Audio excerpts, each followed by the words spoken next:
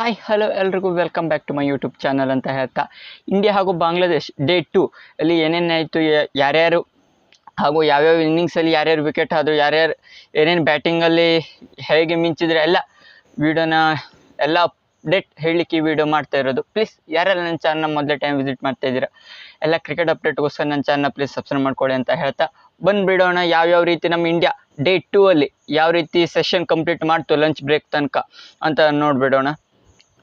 ಜಡೇಜಾ ಹಾಗೂ ಅಶ್ವಿನ್ ಅವರು ನಿನ್ನೆ ಬ್ಯಾಟಿಂಗ್ ಮುಂದುವರಿಸ್ತಿದ್ರು. ಅದೇ ರೀತಿಯಾಗಿ ಜಡೇಜಾ ಅವರು 86 ರನ್ಗೆ ತಸ್ಕಿನ್ ಅಹ್ಮದ್ ಅವ್ರಿಗೆ ಇವತ್ತು ಬಿದ್ದಿದ್ದಂಥ 3 ವಿಕೆಟ್ ಕೂಡ ತಸ್ಕಿನ್ ಅಹ್ಮದ್ ಅವ್ರಿಗೆ ವಿಕೆಟ್ ಬಿದ್ದಿದ್ದು. ರವೀಂದ್ರ ಜಡೇಜಾ, ಅಶ್ವಿನ್ ಹಾಗೂ ಆಕಾಶ್ ದೀಪ್, ಅದೇ ರೀತಿಯಾಗಿ ಜಸ್ಪ್ರೀತ್ ಬೂಮ್ರಾ ಹಾಗೂ ಸಿರಾಜ್ ನಾಟ್ ಔಟ್. ಅದೇ ರೀತಿಯಾಗಿ ಜಸ್ಪ್ರೀತ್ ಬೂಮ್ರಾ ಅವರು ಹಸನ್ ಮೆಹಮೂದ್ ಅವರು 5 ವಿಕೆಟನ್ನು ತೆಗೆದಿದ್ದಾರೆ ಬಾಂಗ್ಲಾದೇಶ್ ಪರವಾಗಿ ಅಂತಲೇ ಹೇಳ್ಬೋದಾಗಿದೆ. ಅಂದರೆ 55 ರನ್ 83 ರನ್ ಕೊಟ್ಟು 5 ವಿಕೆಟನ್ನು ತೆಗೆದಿದ್ದಾರೆ. ಸ್ವಲ್ಪ ಕಾಸ್ಟ್ಲಿ ಆದರೂ ಕೂಡ ವಿಕೆಟ್ ಹಾಕಿದ್ದಾರೆ 5 ಬಾಲ್ ಅಂತ. ಅದೇ ರೀತಿಯಾಗಿ ಅಶ್ವಿನ್ ಅವರು 113 ರನ್ನು, ಅದೇ ರೀತಿಯಾಗಿ ಜಡೇಜಾ ಅವರು 86 ರನ್ಗಳ ಕಾಂಟ್ರಿಬ್ಯೂಷನನ್ನು ಇಂಡಿಯಾ ಟೀಮ್ಗೆ ಕೊಟ್ಟರು.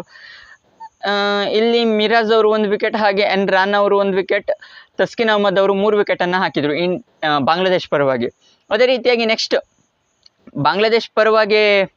ಬಾಂಗ್ಲಾದೇಶ್ ನೆಕ್ಸ್ಟ್ ಇನ್ನಿಂಗ್ಸಲ್ಲಿ ಯಾವ ರೀತಿ ಬ್ಯಾಟಿಂಗ್ ಬಂತು, ಸ್ಟ್ರೇಟ್ ಅವೇ ಮೊದಲ ಓವರಿಂದನೇ ಬ್ರೇಕ್ ಥ್ರೂ ತಂದು ಕೊಟ್ಟ ನಮ್ಮ ಜಸ್ಪ್ರೀತ್ ಬೂಮ್ರಾ, ನಮ್ಮ ಇಂಡಿಯಾದ ಮೇನ್ ಬೌಲಿಂಗ್ ತಟ್ಟಾದಂಥ ಜಸ್ಪ್ರೀತ್ ಬೂಮ್ರಾ ಅವರು ಮೊದಲೇ ಓವರಲ್ಲೇ ಕೊನೆ ಬಾಲಲ್ಲಿ ವಿಕೆಟನ್ನು ಇಸ್ಮಾಯಿಲ್ ಅವ್ರನ್ನ ಕ್ಲೀನ್ ಬೋಲ್ಡ್ ಮಾಡಿದರು.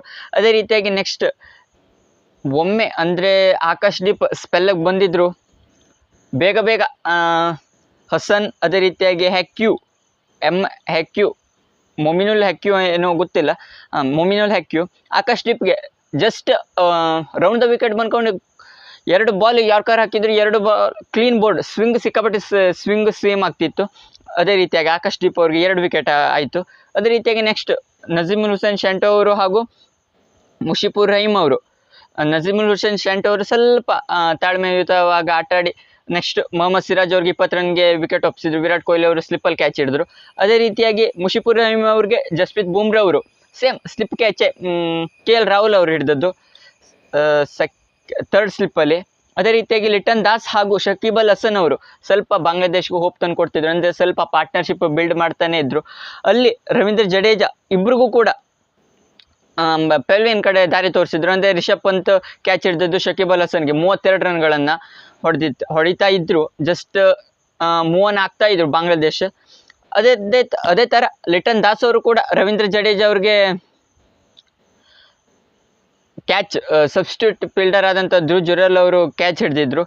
ಲಿಟನ್ ದಾಸ್ ಅವರು 22 ರನ್ ಇದ್ದರು. ನಂತರ ಮಿರಾಜ್ ಅಂದರೆ 27 ರನ್ಗಳನ್ನು ಹೊಡೆದು ಇವರು ನಾಟ್ಔಟ್ ಆಗಿದ್ದರು. ಅಂದರೆ ಒಂದು ಕಡೆ ಎಲ್ಲ ವಿಕೆಟ್ ಬೀಳ್ತಿದ್ರು ಕೂಡ ಇವರು ಒಂದು ಕಡೆ ಇದ್ದರು. ಅದೇ ರೀತಿಯಾಗಿ ಮೊಹಮ್ಮದ್ ಇವರು 9 ರನ್ಗೆ ಜಸ್ಪ್ರೀತ್ ಬೂಮ್ರಾ ಅವ್ರಿಗೆ ವಿಕೆಟ್ ಹಾಕಿದ್ರು. ಅದೇ ರೀತಿಯಾಗಿ ತಸ್ಕಿನ್ ಅಹ್ಮದ್ ಕೂಡ ಜಸ್ಪ್ರೀತ್ ಬೂಮ್ರಾ ಅವ್ರಿಗೆ ಬೋಲ್ಡ್ ಆಗಿದ್ರು. ಅದೇ ರೀತಿಯಾಗಿ ಕೊನೆಯ ಲಾಸ್ಟ್ ವಿಕೆಟ್ ಎನ್ ರಾನಾ ಅವರು ಮೊಹಮ್ಮದ್ ಸಿರಾಜ್ ಅವ್ರಿಗೆ ಬೋಲ್ಡ್ ಆಗಿದ್ರು. ಇದಿಷ್ಟು ಅಂದರೆ ಬಾಂಗ್ಲಾದೇಶ ಸಿಕ್ಕಾಪಟ್ಟೆ ಫ್ಲಾಪ್ ಶೋನೇ ಅನುಭವಿಸಿತ್ತು. ಯಾಕಂತ ಹೇಳಿದ್ರೆ ಸಿಕ್ಕಾಪಟ್ಟೆ ಟ್ರಬಲ್. ಅಂದರೆ ಫಸ್ಟ್ ಇನ್ನಿಂಗ್ಸಲ್ಲೇ ಇವರು 149 ರನ್ಗೆ ಆಲ್ ಔಟ್ ಆಗಿದ್ರು. ಅಂದರೆ ನಮ್ಮ ಇಂಡಿಯಾ ಟೀಮ್ ಹೊಡೆದಂಥ 376 ರನ್ನ ಅರ್ಧಷ್ಟು ಕೂಡ ಬಾಂಗ್ಲಾದೇಶ್ ಹೊಡೆಯೋಕ್ಕಾಗಲಿಲ್ಲ. ಅಂದರೆ ಆ ಥರ ಬೌಲಿಂಗ್ ಪರ್ಫಾರ್ಮೆನ್ಸ್ ನಮ್ಮ ಇಂಡಿಯನ್ ಟೀಮ್ ಕೊಟ್ಟಿತ್ತು ಅಂತಲೇ ಹೇಳ್ಬೋದು. ರವಿಚಂದ್ರನ್ ಅಶ್ವಿನ್ ಮಾತ್ರ ನೋ ವಿಕೆಟಲ್ಲಿ ಹೋಗಿದ್ರು. ಅದೇ ರೀತಿಯಾಗಿ ಎಲ್ಲರೂ ಕೂಡ ಜಸ್ಪ್ರೀತ್ ಬೂಮ್ರಾ ಅವರು 4 ವಿಕೆಟನ್ನು ಹಾಕಿದರು. ಇದರಲ್ಲೂ ಜಸ್ಪ್ರೀತ್ ಬೂಮ್ರಾ ಅವರು ತಮ್ಮ 400ನೇ ವಿಕೆಟನ್ನು ಕಂಪ್ಲೀಟ್ ಮಾಡಿದ್ದಾರೆ. ಅಂದರೆ ಇಂಡಿಯಾದ 4ನೇ ಬೌಲರ್ ಏನೋ ಆಗ್ತಾರೆ ಜಸ್ಪ್ರೀತ್ ಬೂಮ್ರಾ ಅವರು. ಮೊದಲಿಗೆ ಕಪಿಲ್ ದೇವ್ ಅವರಿದ್ದರು. ಅದೇ ರೀತಿಯಾಗಿ ಮೊಹಮ್ಮದ್ ಸಿರಾಜ್ ಅವರು 2 ವಿಕೆಟನ್ನು ಹಾಕಿದರು.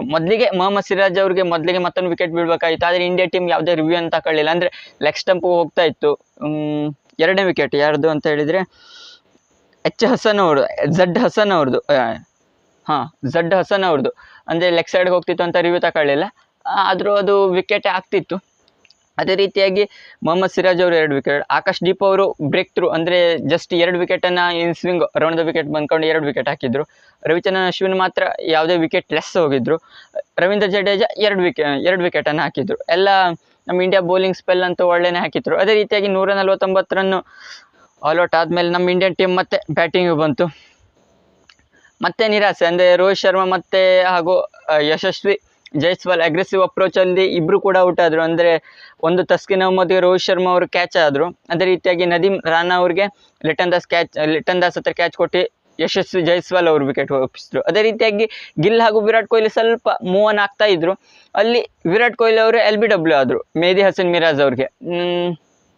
ಸ್ವಲ್ಪ ಬೇಸರ ಆಗುತ್ತೆ, ಯಾಕಂತ ಹೇಳಿದ್ರೆ ವಿರಾಟ್ ಕೊಹ್ಲಿ ಅವ್ರ ಮೇಲೆ ಸಿಕ್ಕಾಪಟ್ಟೆ ಎಕ್ಸ್ಪೆಕ್ಟೇಷನ್ ಇತ್ತು. ಅದೇ ರೀತಿಯಾಗಿ ವಿರಾಟ್ ಕೊಹ್ಲಿ ಅವರು ಪೂರೈಸಕ್ಕಾಗಲಿಲ್ಲ.